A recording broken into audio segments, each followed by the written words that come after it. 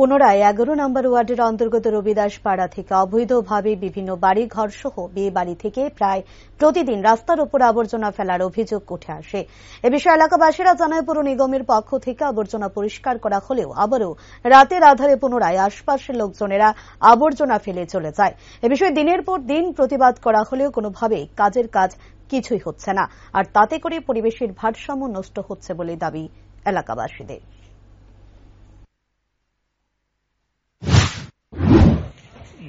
সবসময় municipality phone করলে পরে দেয়া তারা পরিষ্কার করে দেয়, আসলে রাত্রেবেলা আবার ফেলা দেওয়া যায়।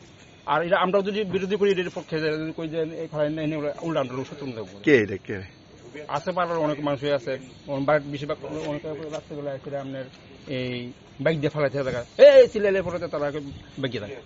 আপনারা পাড়ার কাউন্সিলরে যদি কোন যদি কোনো কাজটা চাইলে আইনি কাউন্সিলর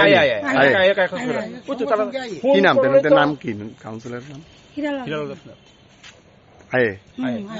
ঘটনা হয়েছে যারা বাড়ি করে আমরা নিজেরাই লোকরা আছে বড় বদমাইশ মিন কথা হয়েছে আয়া ফেলাই দিব করলে পরে আমরা 10 কথা শোনা।